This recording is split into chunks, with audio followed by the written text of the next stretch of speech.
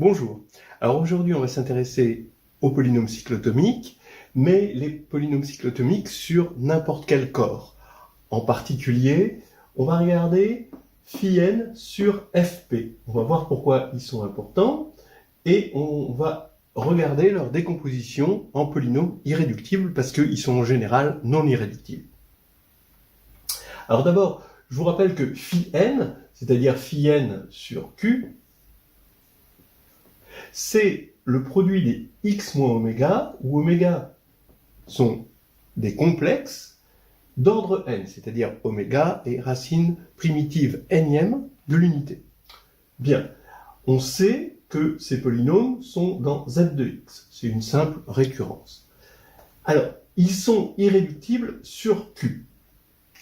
Maintenant, en fait, à partir du moment où ils appartiennent à z de x, on va pouvoir les définir dans n'importe quel corps. Parce que si le corps est de caractéristique 0, c'est une extension de q, donc on garde le même polynôme. Si le corps est de caractéristique p, alors, eh bien, on va définir pour ce corps le polynôme φn k, pour le corps k, sur fp, d'accord?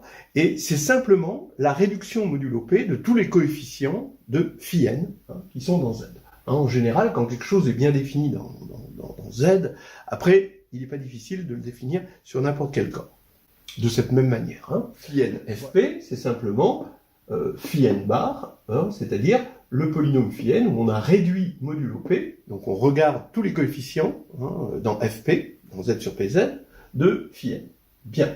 Alors, on est dans le cas où p est premier, ne divisant pas n.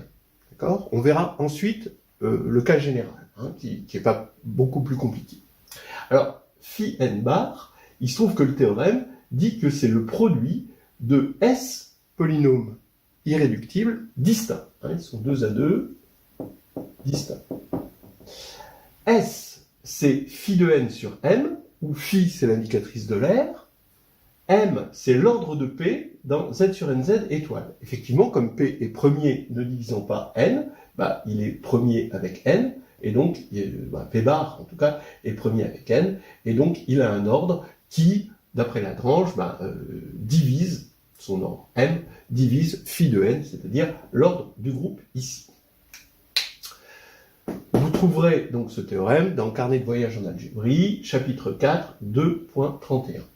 Alors, je vais préciser le théorème. Le degré de pk, c'est m, d'accord? Bon, ce qui fait finalement que, donc ils sont tous de degré égal, donc il va en avoir s fois m, c'est-à-dire phi de n, c'est logique, parce que phi n est unitaire, donc il va conserver son degré, qui est justement phi de n, et on peut même préciser la tête du polynôme irréductible, en le décomposant dans une extension de fp, c'est-à-dire c'est le produit pour t égale 0 à m-1 de x moins zeta puissance p puissance t. Voilà. Où zeta, ça va être une racine de pk. Alors, on va décomposer la preuve. Premier point, phi n bar n'a que des racines simples. Alors, des racines simples, évidemment, dans une extension de fp. On suppose qu'on l'a complètement scindé, quitte à prendre une extension. Alors, effectivement, d'abord, xn moins 1 n'a que des racines simples. Alors, pourquoi? Parce que si on prend zeta, une racine nème de l'unité, dans une extension de fp, eh bien, on va avoir forcément que le polynôme dérivé ici ne s'annule pas en zeta. Et ça assure que la racine est simple. Alors, le polynôme dérivé, c'est n xn-1. En zeta, ça fait n zeta puissance n-1. Et c'est différent de 0. Pourquoi? Parce que zeta est non nul, bien sûr, puisque zeta n égale 1. Et 1 est différent de 0. Et n est aussi non nul, parce que p ne divise pas n. Je le rappelle qu'on est dans z sur pz, donc il fallait vérifier ça. Et c'est là où l'hypothèse prend toute son importance. Voilà. Alors maintenant, oui, il n'a que des racines simples, étant donné que dans Z, on a xn moins 1 qui est égal au produit des d divisant n de phi d. c'est la formule fondamentale qui finalement donne une récurrence sur les phi n, eh bien, on a que forcément, phi n va diviser xn-1, comme xn-1 n'a que des racines simples, dans une extension, phi n aussi. Je vous rappelle que, étant donné qu'on a cette égalité dans z de x, eh bien, on va avoir la même décomposition dans z sur pz de x, c'est-à-dire fp de x. Voilà. Donc déjà, voilà une première chose. Deuxièmement, j'affirme que si phi n bar, alors phi n bar, c'est exactement phi n de fp, je vous le rappelle. Si zeta annule phi n bar, avec zeta dans une extension k de fp, alors j'affirme que zeta est exactement d'ordre n dans k étoile. Alors évidemment, d'après cette formule-là, quand je vais appliquer cette formule, je vais bien voir que zeta puissance n moins 1 est égal à 0 multiplié par quelque chose. Donc c'est nul. Et ça veut dire que zeta puissance n égale 1. Et donc, comme zeta est dans k étoile, le groupe multiplicatif, eh bien, il va être d'ordre, disons, d, et d divise n. Voilà. Bon. Pour l'instant, on veut montrer que c'est exactement n. Donc, par l'absurde, on va supposer que d divisant n n'est pas égal à n. Eh bien, dans ce cas-là, si on regarde encore une fois cette formule, eh bien, on voit que à partir du moment où on a d, on va avoir dans ce produit tous les diviseurs de d. Comme d est différent de n, on va avoir phi n bar et tous les diviseurs de d, donc finalement le produit des phi d' pour d' divisant d. Donc on va avoir par cette même formule, en remplaçant n par d, xd moins 1, d'accord. Et ici, on va avoir phi n bar, d'accord, qui est distinct, qui s'est détaché, parce que d est différent de n. Et ça va diviser xn-1 d'après cette formule. Bien, ça veut dire que zeta, maintenant, s'il est d'ordre d, eh bien, il annule ceci et il annule cela. Donc il annule deux facteurs de xn-1, ce qui va faire qu'il va y avoir une multiplicité. Or, on a vu dans 1 qu'il n'y avait pas de multiplicité. Donc, on a montré par l'absurde que zeta est bien exactement d'ordre n. D'accord ? Je vous rappelle que ça a vraiment demandé que P ne divisait pas N. Ça, c'est important. Et vous regardez juste pour phi P, et vous verrez que c'est faux. L'ordre, ce sera 1. Bien, troisièmement. Maintenant, le troisième point, il est indépendant des deux premiers. Regardez, on prend P dans K de X, avec K, une extension du corps Fp. Alors, on va avoir un critère pour pouvoir dire que P appartient à Fp de X, d'accord, c'est ce qu'on appelle un théorème de descente, en théorie galoisienne. Mais là, bon, c'est pas la peine de faire appel à toute la théorie galoisienne. C'est vrai si et seulement si le Frobenius fixe P. Alors, ça fait penser au fait que quand on a P, un polynôme dans C de X, eh bien P est dans R de X, si et seulement si le bar, donc la conjugaison complexe, fixe P. Alors qu'est-ce que c'est que le Frobenius? Je vous rappelle que fr du polynôme somme de AI xi, eh bien c'est somme de AI puissance P xi. Voilà. Ben oui, c'est évident, ça c'est le troisième point est assez simple. Ça vient du fait qu'on veut regarder, il est dans Fp, si et seulement si tous les coefficients de P sont dans Fp, donc tous les coefficients doivent vérifier AI puissance P égale AI. C'est un si et seulement si. En effet, Fp, c'est l'ensemble des A dans K, tel que AP égale A. Vous vous en convainquez facilement, parce que Fp, il est inclus dans K.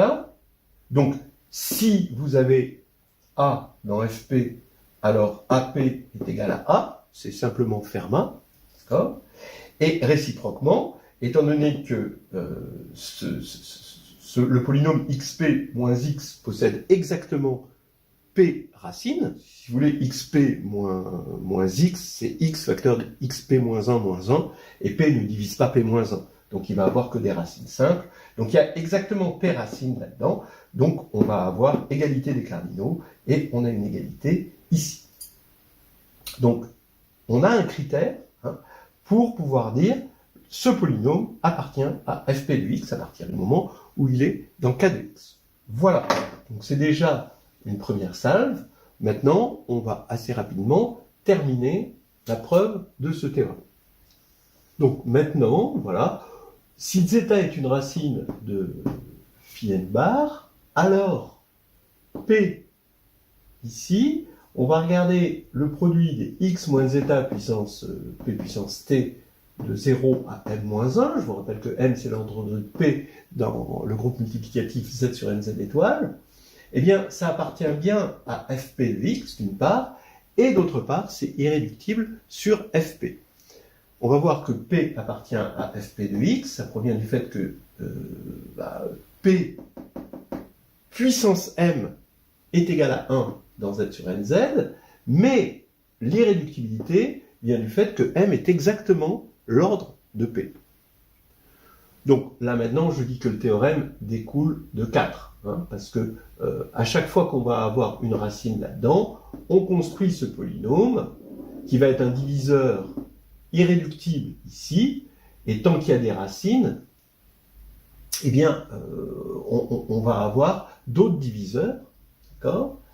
Et étant donné que ce polynôme est systématiquement de degré m, on va avoir exactement S diviseur, c'est-à-dire phi de n sur m. Bon, il n'y aura pas de multiplicité, parce que phi n n'a que des racines simples, donc tous les polynômes ici vont être 2 à 2 distincts. Donc finalement, le théorème sera achevé si on prouve ceci. Alors regardez, je vous rappelle que le Frobenius ici, qui a A dans K donne A puissance P, c'est un automorphisme de corps, ça c'est un grand classique, et c'est un petit peu moins classique, ça implique que le Frobenius, quand il va de K de x dans K de x, où on applique chaque coefficient, on applique le Frobenius ici, j'ai mis le même nom, à tous les coefficients, on applique le Frobenius à tous les coefficients, ici, eh bien c'est un automorphisme, cette fois-ci, d'anneau. Ça c'est assez clair. La compatibilité avec la somme, eh bien, ici, de FR avec la somme, ça vient de la compatibilité avec la somme sur K, parce que les coefficients s'ajoutent. En revanche, les coefficients, ils ne se multiplient pas. Les coefficients du produit, c'est donné par le produit de Cauchy. Alors, le produit de Cauchy, eh bien, c'est des produits, c'est des sommes et des produits. Et donc, on va encore une fois utiliser le fait que le Frobenius ici est un automorphisme de corps pour obtenir que FR de PQ est égal à FR de P fois FR de Q. Bon, ça c'est assez classique. Et maintenant, on va regarder FR de P. On veut montrer que P est dans FP de X, donc il faut calculer FR de P et trouver P. Alors FR de P, c'est le Frobenius appliqué à P ici, qu'on a défini là. Et maintenant, je vais utiliser le fait que c'est un automorphisme d'anneau en commutant ici, d'accord, avec le produit. Et maintenant, je vais avoir le Frobenius sur x zeta puissance pt. Donc ça, c'est dans K. Donc il n'y a plus qu'à mettre ceci à la puissance p. Le moins, si p est impair, il devient moins. Si p est pair, ça devient plus, mais plus c'est égal à moins. Donc on va avoir le produit pour t égale 0 de n-1 de x moins zeta p t plus 1. D'accord ? On a incrémenté ici. Donc vous voyez qu'il y a un décalage ici, et pour montrer que c'est exactement le polynôme de départ, il faut juste montrer que pour m-1, pour t égale m-1, on va avoir zeta p puissance m, que c'est égal à juste zeta. C'est-à-dire qu'on va retomber sur le cas t égale 0. Comme ça, on va avoir une action cyclique, et on va retomber sur nos pattes, on va obtenir à nouveau P. Donc, on va regarder ce qu'on a ici. On a x moins zeta puissance P puissance m, mais zeta P puissance m, comme P puissance m est égal à 1 modulo n, d'après ce qu'on a dit ici, ça va nous faire zeta kn plus 1, avec k un entier, et comme zeta puissance n est égal à 1, on va avoir juste zeta. Donc zeta P puissance 0, on est bien retombé sur nos pattes, et donc le Frobenius appliqué à P donne P. P est invariant par le Frobenius, donc il est, c'est notre théorème de descente, il est sur Fp de x. Très bien. Donc on a montré cette partie-là, il suffit de montrer que P est irréductible maintenant en tant que polynôme de Fp de x.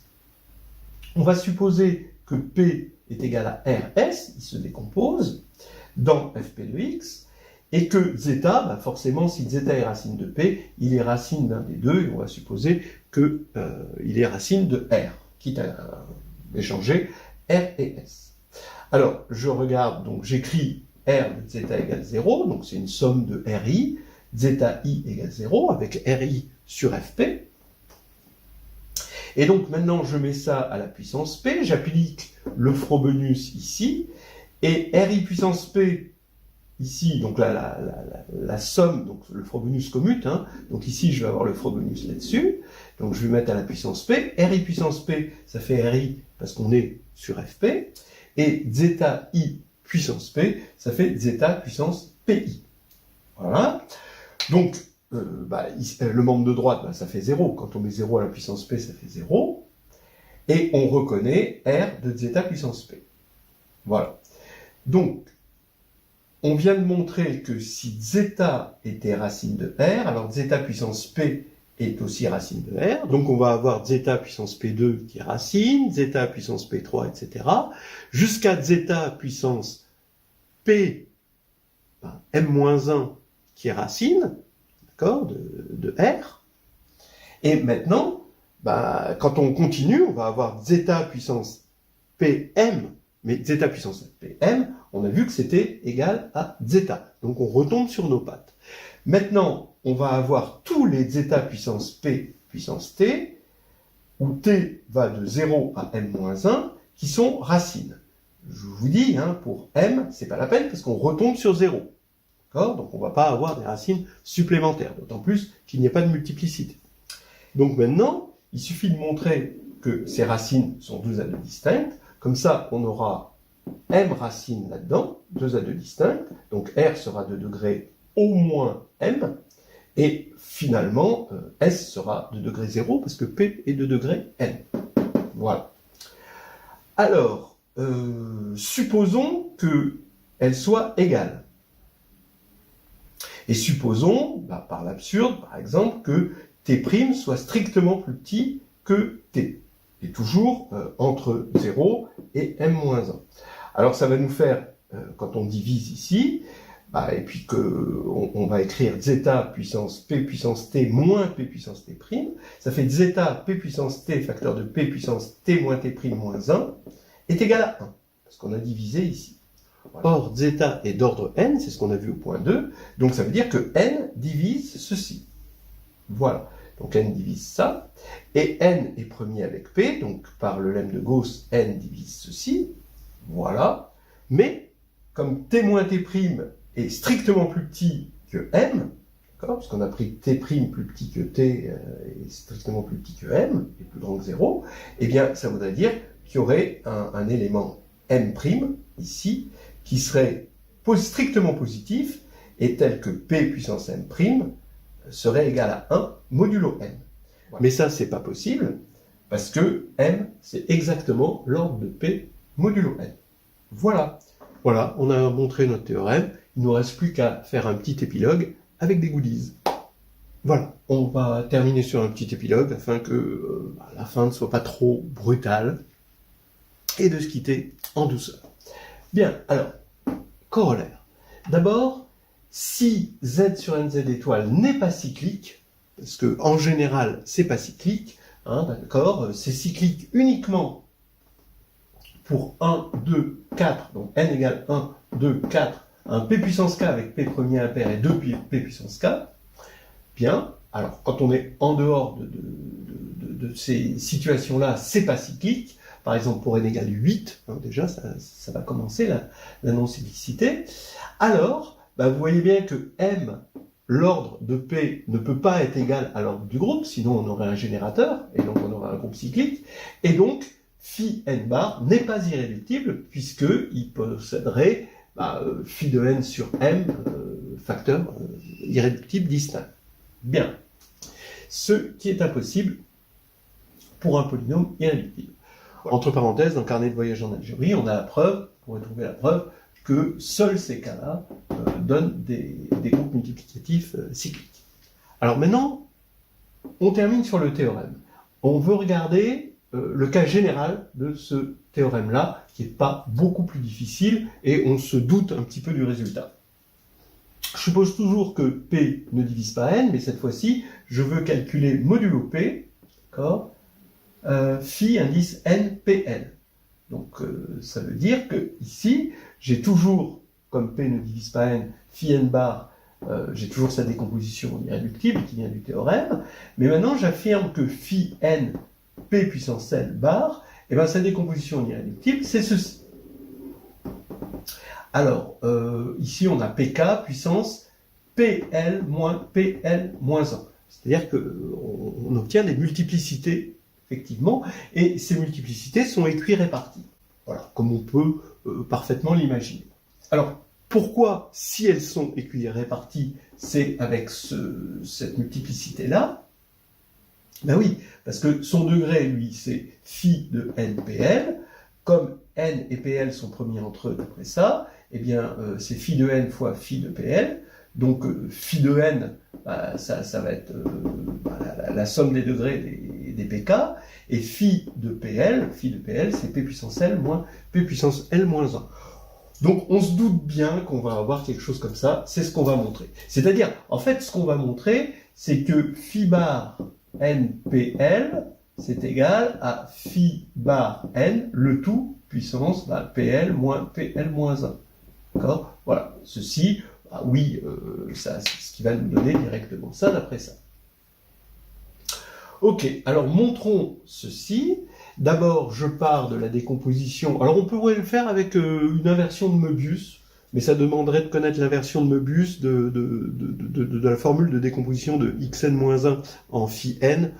Bon, comme j'ai peur d'en perdre, je vais le faire sans l'inversion de Möbius. Mais c'est quand même pratique avec l'inversion de Möbius. Ok.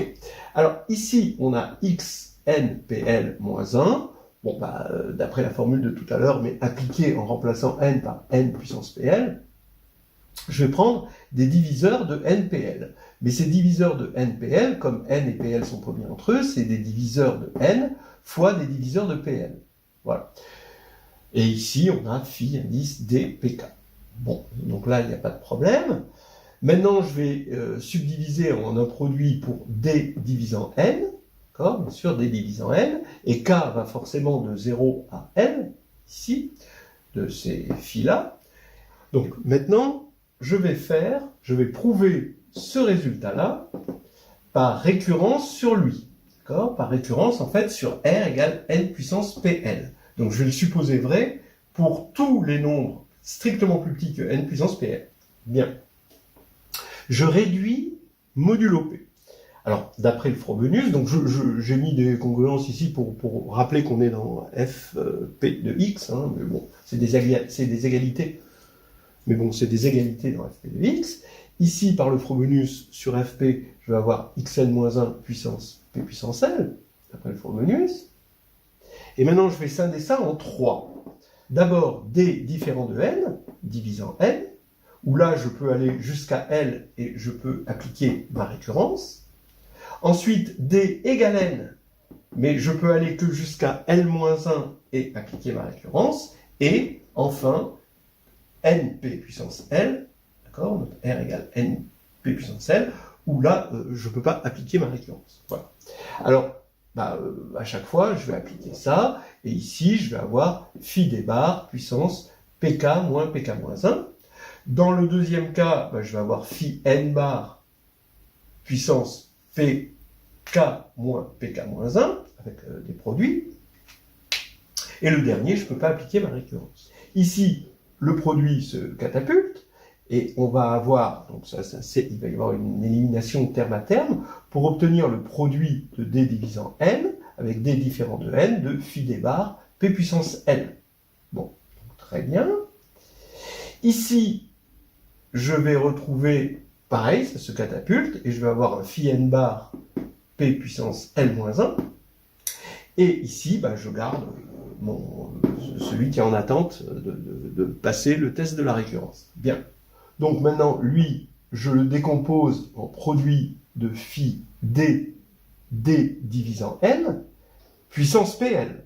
Ce qui va faire que quand je vais ici diviser par ceci, il va rester plus que phi n, c'est le seul survivant, bar, puissance pn. Donc je vais passer lui de l'autre côté, je vais avoir phi n bar puissance pn, est égal à, il va me rester phi n bar puissance pl moins 1, et ici, phi, celui qui est en attente, phi n pl bar. Ce qui fait qu'on a bien ce qu'on voulait par récurrence. Voilà. Donc on a finalement décomposé ceci en irréductible, quel que soit n. Dans un premier temps, P ne divise pas n, mais après, l'autre temps n'est pas beaucoup plus compliqué, et il est finalement le résultat ici est assez intuitif. Voilà, donc c'est terminé, et on se quitte bons amis, j'espère.